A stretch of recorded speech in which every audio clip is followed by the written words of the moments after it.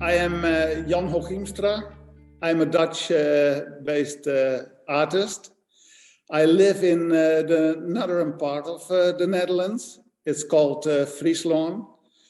That's a part of the Netherlands with a few inhabitants, and that's what I like. I like the countryside, and we do have our own language. Normally we speak Frisian, and well, the Dutch speak Dutch, of course.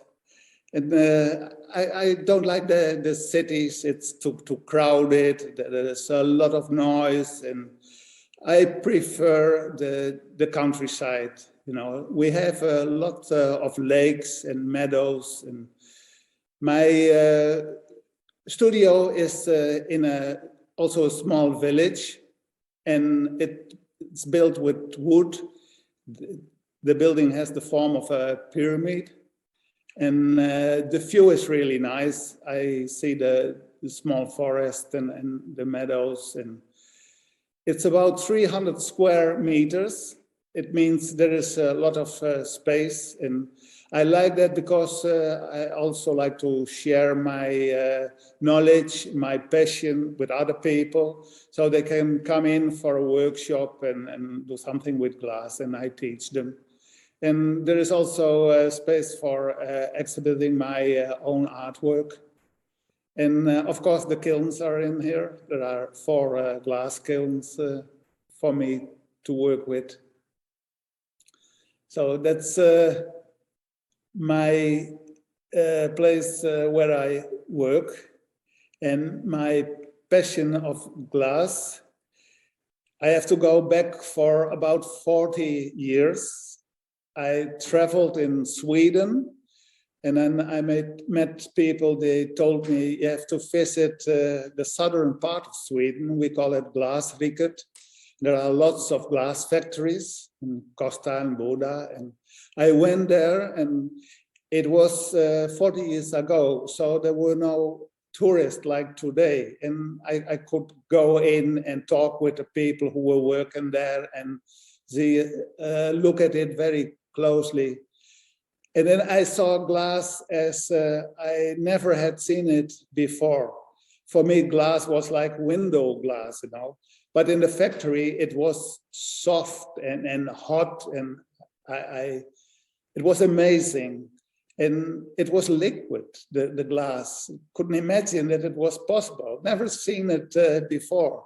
And then the glass blower, he tried to shape the glass. And I had no eye for the glass blower. It didn't interest me, but it was the material what I had in mind. And I knew at that time, there will be a moment I'm gonna do something with this material. This is what I want, but I didn't know what to do with it. Until I visited an exhibition of a well-known Swedish glass artist, and he's called Bertil Vallien. And he was one of the first people who used sand.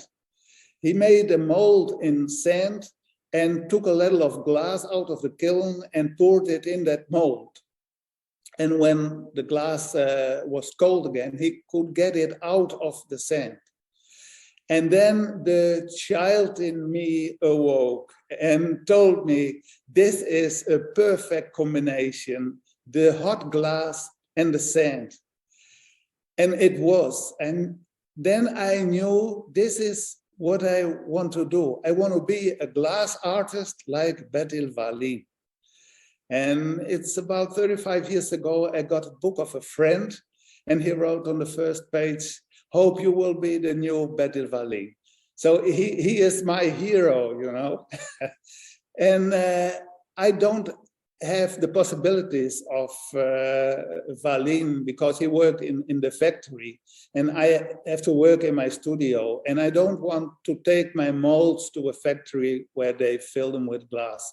I want to do it all by myself. So I now had the possibility of play in sand like I did it as a small child. And one of my 4 kilns is filled with sand, and I have a collection of all small things which I can press in the sand. And then very carefully I take them out. So I don't want to destroy that mold.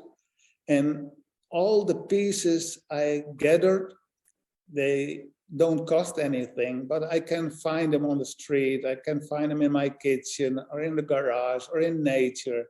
But all the things can put in sand and you can take them out and see the print. And then I want to make a mold like that and fill it with liquid glass. But for me, I don't have the possibility of take a ladle of glass out of the kiln. So I use flower pots and put the flower pots above my mold and fill them with glass cullets or pieces of glass, and then close the kiln again and heat it. And it will be liquid again. And then it pours into my mold and fills my mold. And when it's cold again, I can take it out. The glass is hard again, take it out. And I love the structure because there is the structure of the sand on one side of the piece and the other side is smooth. And that contrast I really like. Well, I'd like to ask you about a specific piece that's realized in that signature sandcasting technique of yours. Your piece called Journey, that is now part of the IBG collection. Could you tell us about the symbolic meaning of this artwork? Yeah, well, I'm not good in telling stories at my artwork. I like that people can use their own imagination when they see a sculpture of mine. When I started as an artist, I thought there should be always a title for the artwork. And sometimes I thought, don't do it, because then you see that people are a bit in trouble. They see the title and they think something different. But this one is a very good title of the sculpture, Journey.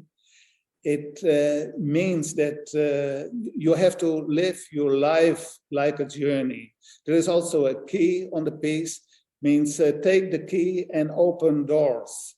And keep the child in you awake, you know. Small children, they discover the world. They are always wondering. They enjoy what they see. They laugh, they cry. And I also want to live like that. It's sometimes difficult, but it's fantastic. You have to wonder always, not only when you are on holiday, but also when you go home and you see things in the street. Look at details and discover what's on your way and enjoy that. And that's what I meant by journey. Your life is like a journey. You meet new people, new surroundings, new materials, and use that, collect them.